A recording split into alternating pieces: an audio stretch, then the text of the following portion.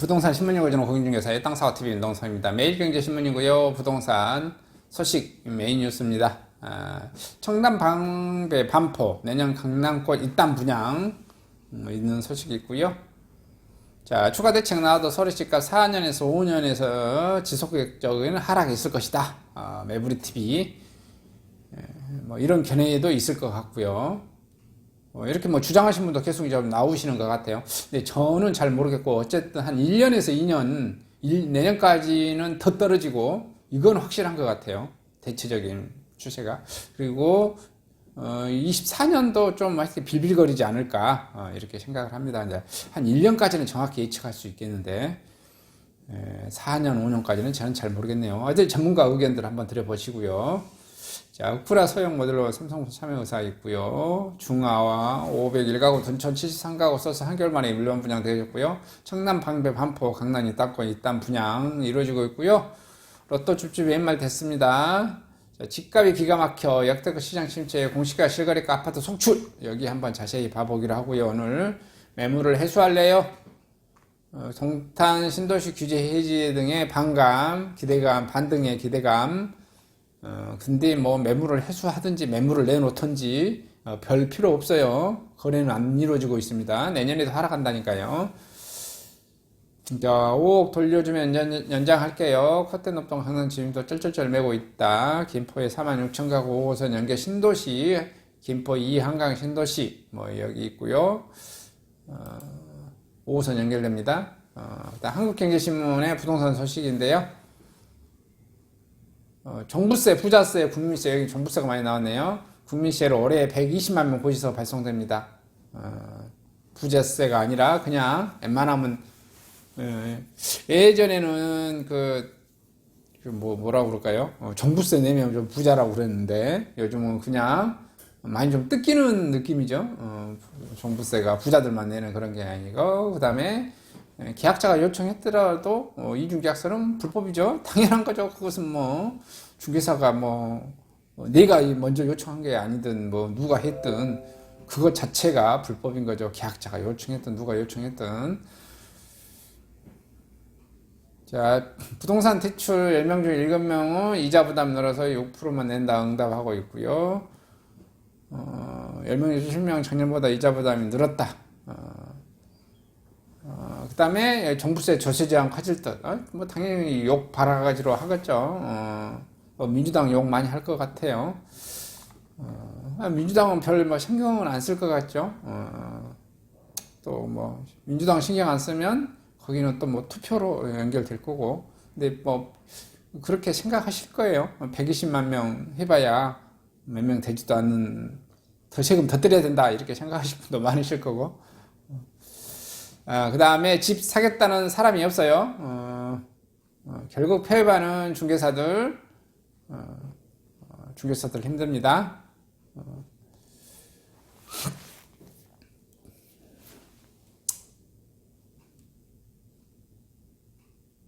그래서 내년에 종부세도 세금 많이 내는데 이제 공시가하고 실거래가가 역전됐죠.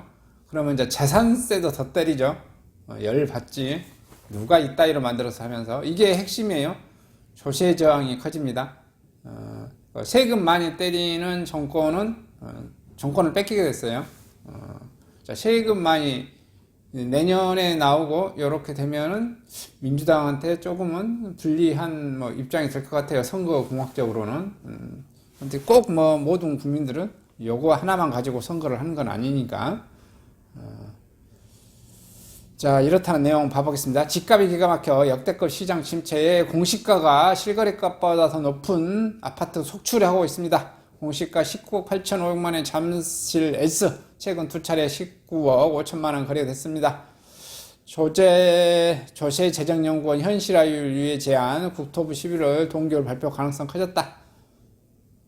금리 인상과 경기 침체 우려로 집값 하락세가 이어지면서 최근 아파트 등 공동주택의 공시가격이 실거래가격에 육박하거나 아예 실거래가를 역전하는 사례가 속출하고 있고요. 공시가격 현실화를 내쳤던 작년과 달리 서울 성북구와 강북구 올해 집값 하락폭은 지난해 상승분을 넘어섰고, 서울 전역에서 아파트 10채 중 네 채의 가격이 하락했습니다. 국토교통부가 내년 공시 가격 현실화율 사실상 올해 수준으로 동결하기로 한 가운데 실거래 가격이 급락하면서 내년 또 공시가격 하향 조정 단지는 더욱더 늘어날 것으로 예상되고 있고요. 국토부 실거래가 자료에 따르면 서울 송파구 잠실동 잠실시 전용 84제곱미터는 지난달 초 19억 5천만 원에 실거래됐고요. 작년 10월까지만 해도 27억 원에 팔렸던 해당 주택의 가격이 1년 만에 7억 원을 넘게 떨어졌고요. 이는 공시가격 최고가 19억 8,500만 원보다 3천만 원 이상 낮은 수준입니다.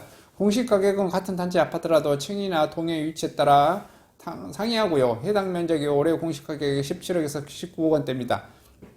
잠실 S 전용 84제곱미터는 최근 20억 원 아래로 급매물이 나오고 있지만 지가 하락에 주속될 것으로 시장 분위기가 쏠리면서 이를 매수하겠다고 나서는 이들이 거의 없다는 게 현지 중개업계 전언이고요. 공시가격은 정부가 과세 등을 위해 매년 1월 1일 기준으로 감정평가를 거쳐 정하는 평가 가격이 부동산 보유시 등 60여 개 행정제도 기준 지표로 활용되고요. 일반적으로 시세의 70에서 80% 선에서 책정되는데 정부가 2020년 시세의 90%까지 끌어올리겠다는 공시가격 현실화율 로드맵을 발표한 이후 상승폭이 커지기 시작했고요. 최근 들어서 집값 하락기를 맞아 공시가격이 실거래가보다 높아서 역전 현상이 나오고 있고 하락 차이는 지역마다 다르지만 공시가격이 실거래가보다 높은 단지는 최근 집가 하락폭이 컸던 서울 송파구와 경기도 화성, 수원, 인천, 송도 등에서 몰려있는 것으로 조사됐고요. 일례로 잠실 레이크필스 전용 84제곱미터는 지난달 17억 9,500만 원에 거래가 돼 실거래 가격이 올해 공시가격 18억 2,600만 원 밑으로 떨어졌고 강동구 고덕동 고덕그라시움은 지난달 중순에 계약된 거래 가격이 11억 8,500만 원까지 떨어져 이 아파트 올해 공시가격 11억 5천만 원에 근접했고요. 강동구 상일동 고덕 아르타리온 전용 84제곱미터는 올해 공시가격 12억 9천만 원대인데 지난달 중순 계약된 실거래가 가격이 13억 2,500에 내려온 상태고요. 지난해 아파트 가격이 급등해 공시가격이 많이 올랐던 인천 등 일부 수도권에서 올해 가격이 급락하면서 실거래가 공시가격 격차가 줄거나 역전된 것으로 나타났고요. 인천 송도 더샵 센트럴시티 전용 60제곱미터는 지난달 중순 5억 500만 원에 손바꿈했고 올해 공시가격이 5억 3,600만 원보다 3천만 원 이상 하락한 금액이고요. 지난달 초 계약된 금액도 5억 4,300만 원으로 공시가격이 비슷하고요. 이 아파트 전용 84제곱미터도 지난달 초순 6억 9천만 원이었던 실거래가 하순에는 6억 4천만 원 떨어졌습니다. 이 아파트 올해 공시가격은 7억 1,200만 원으로 실거래가와 공시가격 역전이 두드러졌고요. 또 인천 송도 SK뷰 전용 84제곱미터는 지난달 초순 7억 500만 원에 팔린 뒤 하순에 6억 7천만 원에 계약돼 올해 공시가격이 6억 6,800만 원 수준으로 떨어졌고요. 인천 송도동 이편한 세상 송도 전용 70제곱미터는 최근 거래가가 지난달 초에 팔린 5억 1천만 원으로 올해 공시가격 5억 1,900만 원을 밑돌았습니다. 전문가들은 국민 세금 부담 가중에서 목표 현실화를 낮춰야 한다고 설명하고 있네요. 전문가들은 집가 하락 추세가 이어지고 있는 만큼 공시가격과 실거래가 역전 지역은 앞으로도 계속 늘어날 것으로 보고 있고 역대급 거래 침체로 실거래가가 작년보다 급락한 가운데 정부의 금리 인상 기조가 당장 최소한 연말까지 이어질 것으로 예상되면서 추가 가격 하락에 불가피하다는 것이고요. 아파트 공시가격 매년 말 시세를 기준으로 산출합니다. 문재인 정부 공동주택 공시가격을 2030년까지 시세의 90% 끌어올리는 목표를 잡았었습니다. 15억 원 이상 고가 아파트 공시가 현실화율은 올해 81.2% 높였고 2020년 90%까지 오른다는 계획이었는데요. 문제는 올해처럼 집값이 꺾일 때입니다. 집값이 고점으로 찍은 지난해 말 시세를 기준으로 공시가를 매기다 보니 올해 공시가는 지난해보다 뛰지만 금리 인상 여파에 시세는 오히려 그보다 내려가는 것입니다. 한국부동산은 조사 자료를 보면 올해 1월에서 8월 누적 실거래가 변동률은 이미 전국 5.16%, 서울 6.63%, 수도권 7.65%를 기록해 동기간 역대 최저 수준을 하락합니다.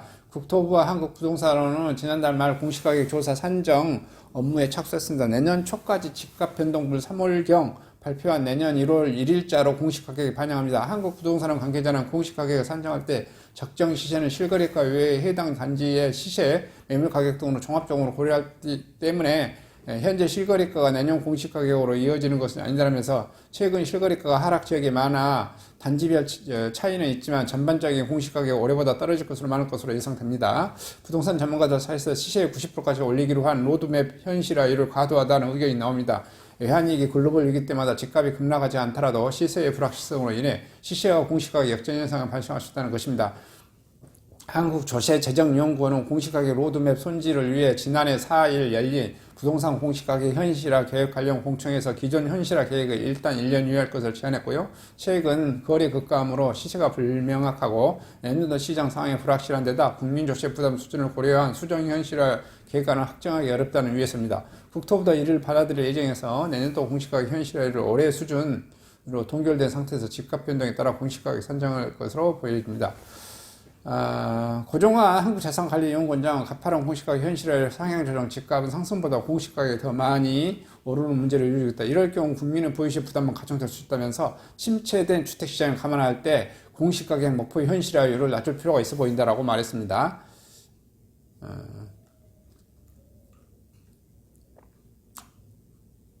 이렇게 해서 집값이 기가 막혀 역대급 시장 침체에 공시가 실거래가 역전 아파트 속출 관련 소식 전해드렸습니다.